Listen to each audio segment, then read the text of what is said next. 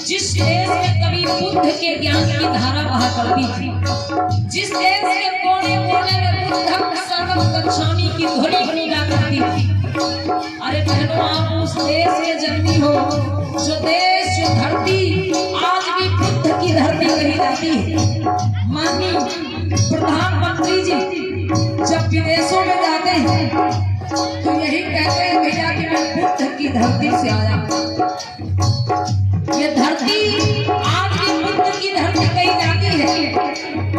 आप लोगों ने सुना होगा, देखा होगा, जहाँ भी खुदाई होती है, जहाँ भी गहराई से खुदाई हो जाती है, वहाँ पर आज भी बुद्ध के ही अवशेष निकलते हैं। तो ये धरती बुद्ध की धरती है मेरे भाई, लेकिन आज हम बुद्ध की धरती पर रहकर भी बुद्ध को नहीं पहचान पा रहे हैं, बुद्ध की विचारधारा से दूर हैं।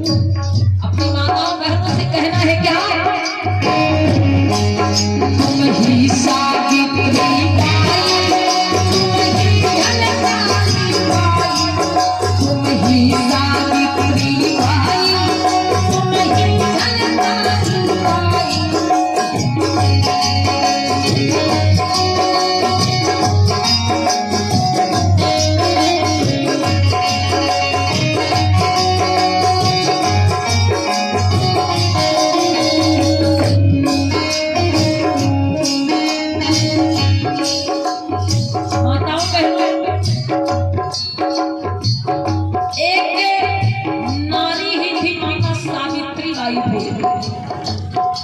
एक नारी ही थी सावित्री बाई फुले, जो इस देश की बहन बेटी को शिक्षित कर गई, पढ़ा गई। एक नारी ही थी माता रमाबाई, जो समाज के हित के लिए 4-4 बच्चों को कुर्बान कर गई। एक नारी ही थी बहनों झलकारी बाई कोरी, नाम सुना होगा आप लोगों ने। एक नारी ही थी झलकारी बाई कोरी।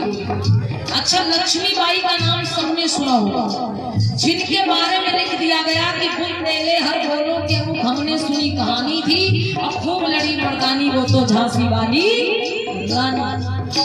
वो युद्ध रानी लक्ष्मीबाई नहीं लड़ी थी, वो युद्ध लड़ी थी झलकारी बाई कोरी। इस मातृभूमि की रक्षा के लिए लड़ते लड़ते अपने प्राणों की आहुति दे दी, जान की बाजी लगा दी। किसने? झलकारी बाई कोरी ने।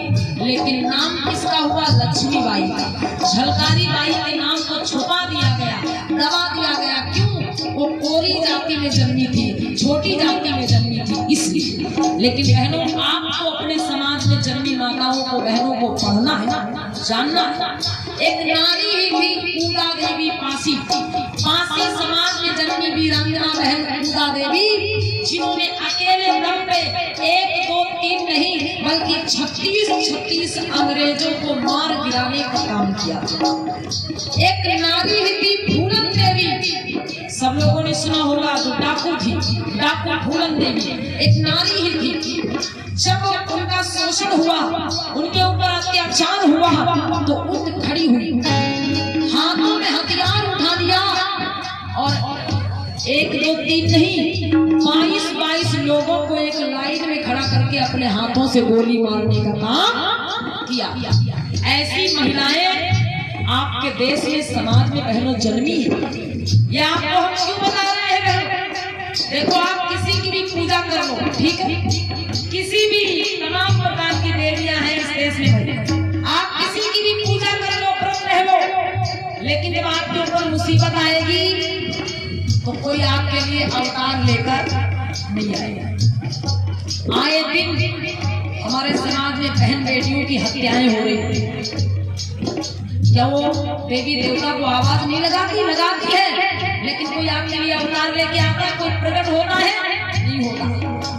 बहनों, आप किसी की पूजा कर लो, जब दुख आएगा, मुसीबत आएगी, कोई आपके लिए अवतार लेकर नहीं आएगा।